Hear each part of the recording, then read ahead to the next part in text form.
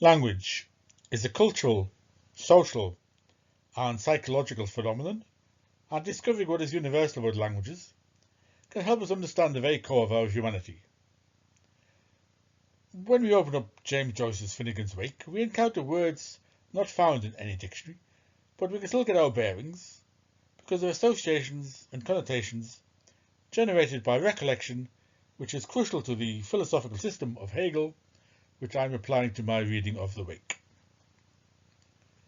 The Wake can be studied at a mimetic level, the objective world represented as it is experienced from the perspective of an individual self-consciousness with its own recollections.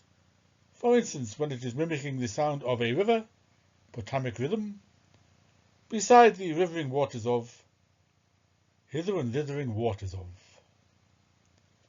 The Wake narrative therefore communicates itself through rhythm, like poetry.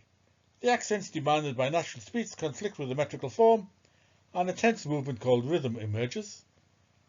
We experience a pull of accent against a pull of meter, creating tension over them. A final decision has to be made in the experience of rhythm, and that rhythm is precisely an experience of a floating, of suspending judgment, of avoiding descent into dogmatism. Rather than a fixed centre, there is a floating centre, mimicking the floating quality of a living selfhood.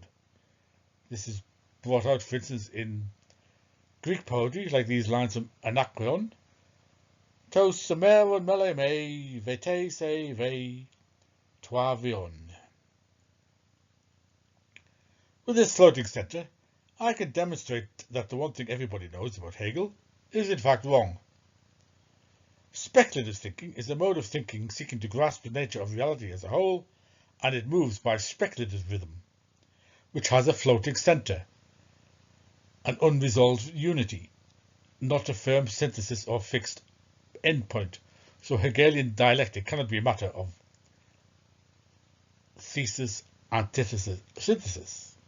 And I could show by examining the speculative nature of Wakean synthesis that every inwardly tense living moment is not grounded upon some fixed principle or foundation. Rather, in a speculative sentence, the subject constructs itself. A subject cannot be anything except what it determines itself to be. It has only experiences, which are mimicked through the Wakean rhythm. Only the self-concept results from those experiences. To translate from Anacreon, today belongs to me, tomorrow who can tell.